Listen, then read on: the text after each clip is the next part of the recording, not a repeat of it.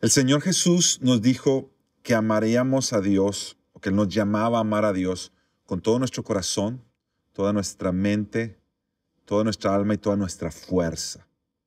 ¿Cuál entonces debe ser el rol de nuestra pasión y de nuestra entrega? Hablando en el contexto de la iglesia local, nuestra pasión a la hora de predicar, nuestra pasión a la hora de adorar a Dios y servirle. José, ¿cuál ha sido tu experiencia en tu caminar con el Señor y al servir como pastor?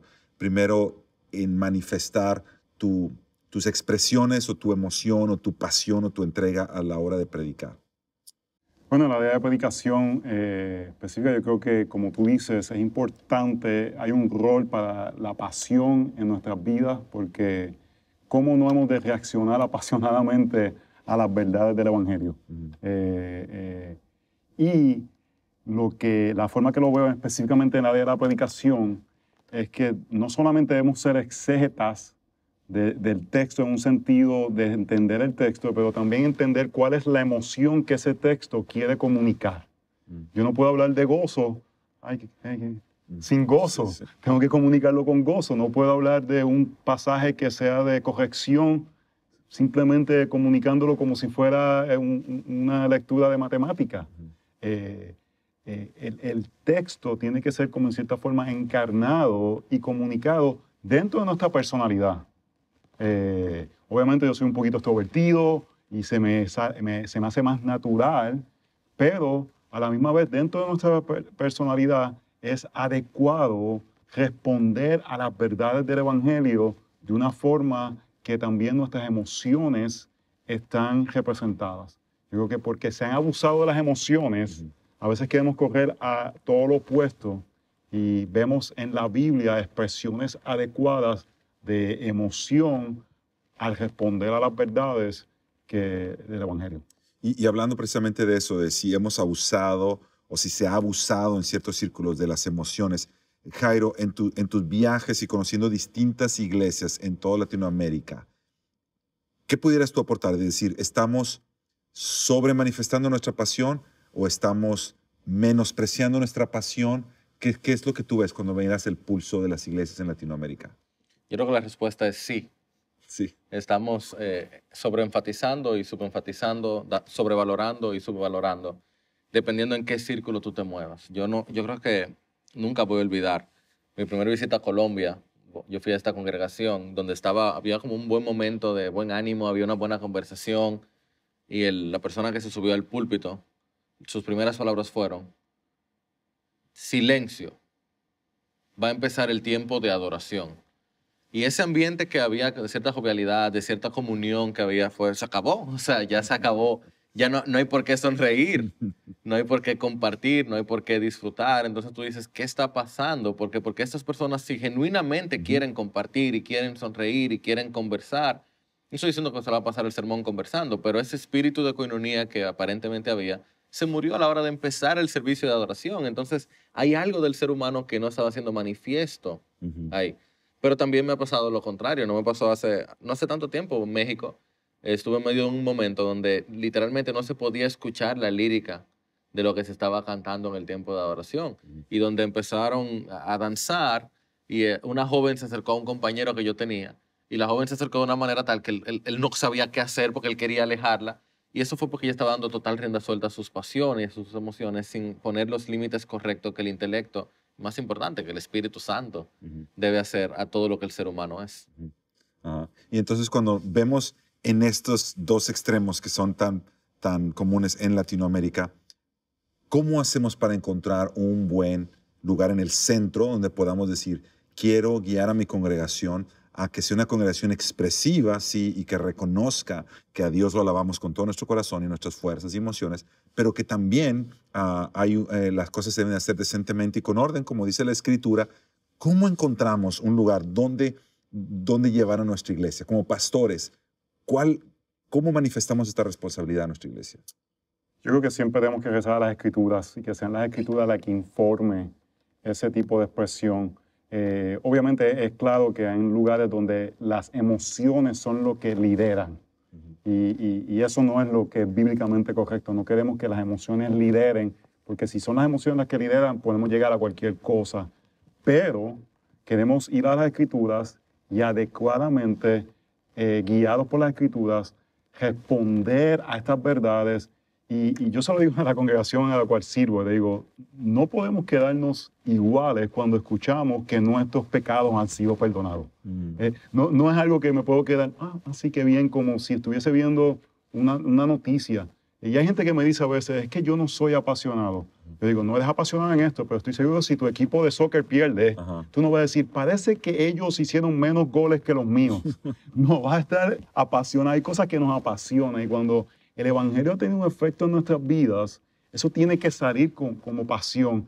Y es ver las Escrituras, respuestas adecuadas. Vemos los salmos están llenos de emociones, pero son emociones que están guiados por verdad, impulsados por verdad. Entonces, siempre permitir que sea la Escritura la que nos impulse y la Escritura lo que nos mantenga dentro del orden.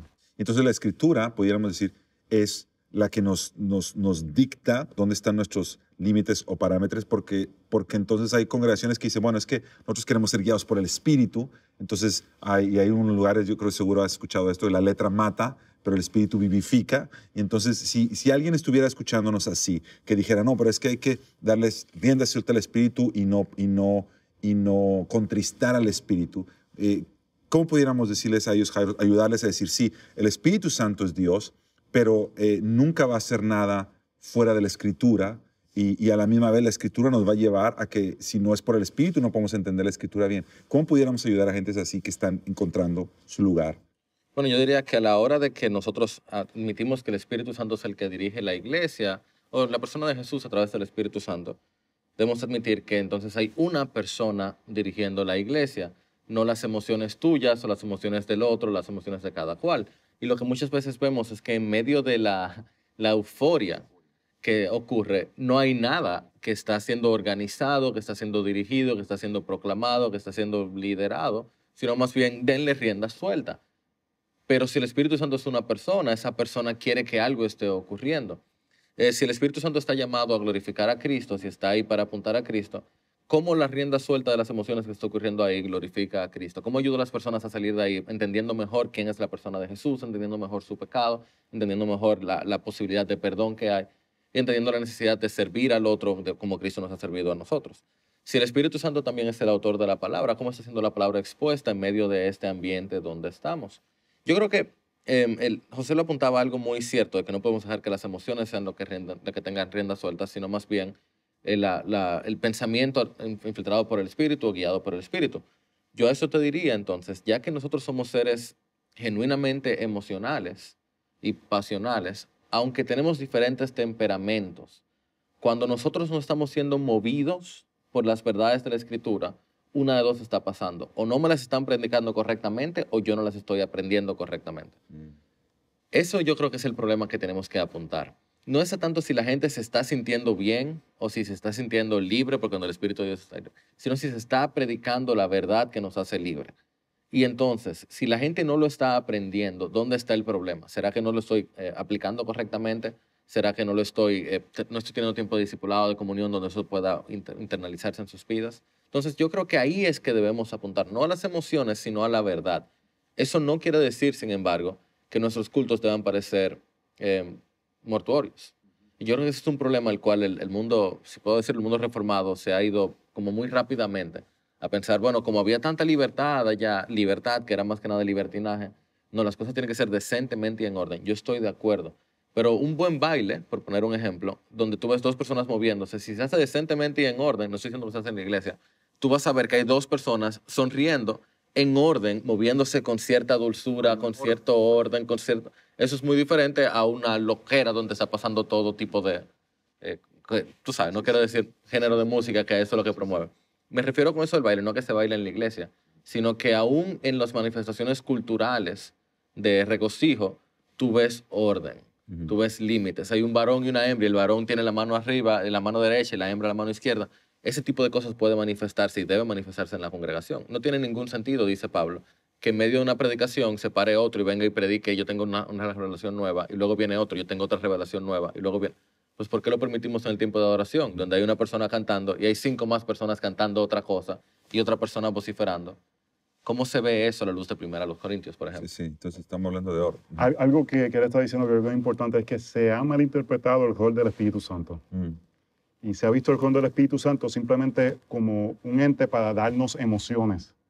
Y el rol del Espíritu Santo es apuntar a Cristo, Ujú. y nuestras emociones siempre tienen que ser en respuesta de la verdad de Cristo. Sí. No son como que autogeneradas, sino que es una respuesta a que Cristo está siendo revelado por el misterio del Espíritu Santo, y mi respuesta es mi amor, mi adoración, mi pasión hacia Él. Ajá. Que Jesús lo dijo cuando está hablando del Espíritu Santo, Él me glorificará porque tomará de lo mío y os lo hará saber.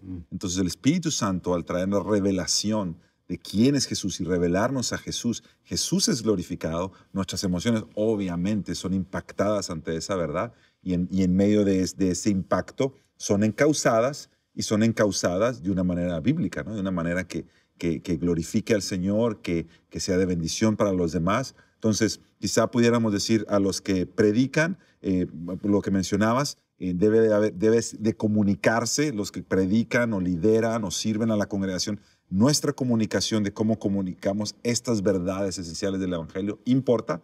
Y desde el otro lado, el lado de la congregación, la manera en que la congregación responde hacia esas verdades y la manera en que lo hacemos y mantenemos el centro a Jesús como el protagonista de todo, su evangelio como el que nos une, en la medida que enseñamos a nuestra congregación a así no pretender ser quienes son, a ser ellos mismos, pero en la medida que tú expresas tu gozo, tu emoción o tu tristeza o tu contrición cuando el Señor trae arrepentimiento, en la medida que les enseñamos, yo creo que estamos cultivando en nuestras congregaciones espacios y ambientes donde somos genuinos seres humanos, pero donde estamos respondiendo ante esta verdad tan preciosa que se manifiesta de diferentes maneras. ¿Algo que quieran agregar, un último pensamiento? Yo diría que entonces a lo que se busca en la predicación es apuntar a la mente para que baje el corazón y eso lo lleva a la transformación de la voluntad. Y en cierto sentido, los líderes de la iglesia, eso estamos llamados a hacer en cada clase, en cada tiempo, que lo que uno está diciendo llegue a la mente y que de la mente baje al corazón y del corazón entonces lo lleva a la transformación de la voluntad. Que nuestra mente sea impactada, llegue a nuestro corazón, sea impactado, entonces nuestras vidas sean transformadas. Gracias, muchachos.